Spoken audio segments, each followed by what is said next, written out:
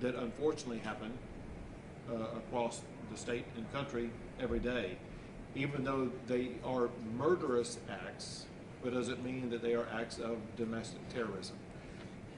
We still need to learn more about the shooting and details behind it, place in white settlement, to determine whether or not it is an act of domestic terrorism.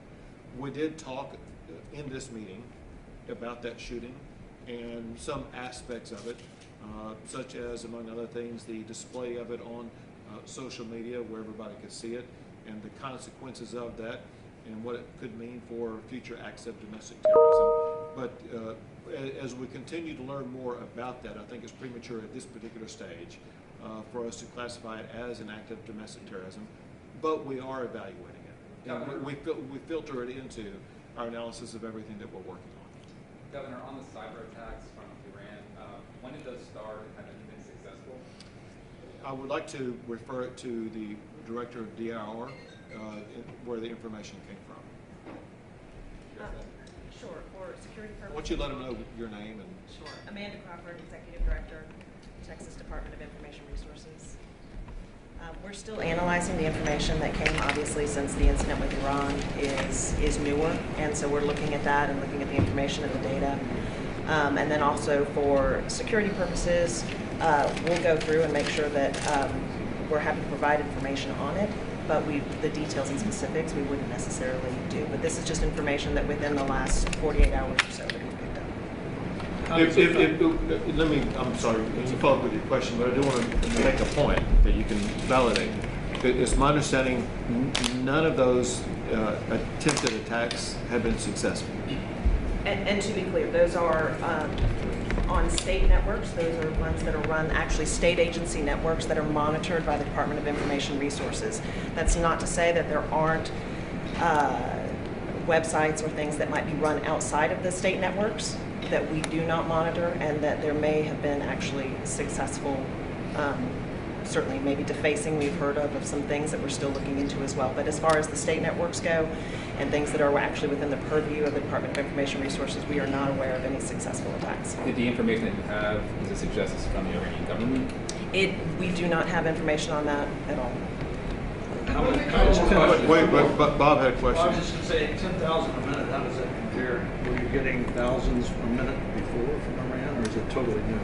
This is, when we're looking at those numbers, those are newer numbers, so we're pulling the others since we are just more specifically monitoring the Iran numbers right now, but we do believe it is an increase. Have you talked to your colleagues in states elsewhere, other states seeing this as well? We have not. Phil? Governor, online you connect with the stabbing attack in Austin to the policies of the city council. What do you say to folks who say that that's not fair to do and that this is a freak act or a freak crime? What Austin has done over the past half year is to perpetuate a sense of lawlessness in the city by the homeless. They have removed seemingly any legal consequences to the actions of where the homeless lie, sleep, where they defecate, with regard to the use of needles, with regard to any particular crimes. We see an escalation of physical attacks on people with an inadequate response by the city of Austin, by law enforcement, to make sure that these people are going to be accountable to these crimes. As a result of the escalation of these attacks, just as one example of what would literally be hundreds, the attack that we know about on the bridge that took place, where multiple people were physically assaulted, where a person was eventually arrested, but released in just, I think, 2 weeks after that. It shows that there has been an elevation and an increase in the number of people who are physically assaulted, and an attitude by the city of Austin that seems to be one where they care more about the homeless individual committing the crime as opposed to the victims of these crimes. And it's time for the city of Austin to step up and start enforcing the law and putting the public safety of the people in Austin first, so that nobody else is going to lose their life because of these modified rules that have been adopted by the city of Austin. Last question, John Moritz. What are these domestic terrorist acts? What are they trying to accomplish? And, can you give us some concrete examples of how you spot them or what they look like? Somebody else wants to. Well, unfortunately, the way you worded the question, there's so many broad ways that you would categorize domestic terrorism and domestic terrorism attacks. It could be internet-based attacks like what we were talking about. It could be these attacks that did not occur in Texas as far as I'm aware of, but that occurred recently nationally up in the Northeast about attacks against members of the Jewish community.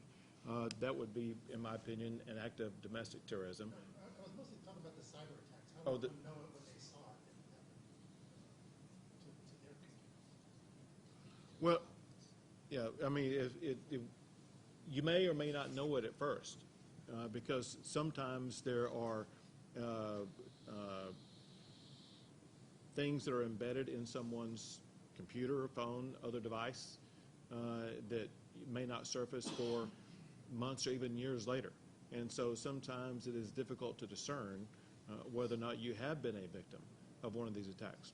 Other ways you will notice immediately, such as a ransomware attack where everything is shut down and you don't have access to what's on your computer unless and until you respond to the ransomware. And so the truth is it just varies in a lot of different ways.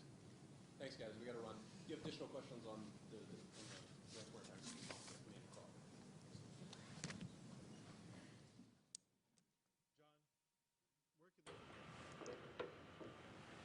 And there you have it, Governor Greg Abbott speaking after the conclusion of the second meeting of his domestic terrorism task force. Two of our reporters, both Phil Prazen and Wes Rappaport, they're in the room there. Phil asked the governor just a moment ago about his tweets about blaming the city's homeless policies on that deadly attack that happened on Friday on South Congress Avenue. Both of those reporters, both Phil and Wes, are going to be working on stories related to this meeting today. You can tune into KXAN News later this evening for further details about what was discussed. During that questioning there, they did not mention much about what was mentioned and discussed and talked about during this roundtable. However, our reporters may be working to get some additional information about that. But you see in the room, they are still gathered at the table. These are officials that are both elected and who work for state agencies as well as law enforcement organizations across the state. This task force was formed after the El Paso shooting last year at a Walmart there. The governor has met twice now with this task force, and they are supposed to meet quarterly. Again, you are watching live right now as the roundtable discussion between the governor's Domestic Terrorism Task Force wraps up there at the state capitol. Thank you all for watching here on KXAN Live. I know that our live stream got started a little bit later. They were ushering in the media so that the reporters could ask questions of the governor and get some remarks there. And it appears our live feed has been taken down now. Again, thank you for watching. We'll have more coverage on our website, KXAN.com, and the KXAN News app. We'll see you there. Have a great one.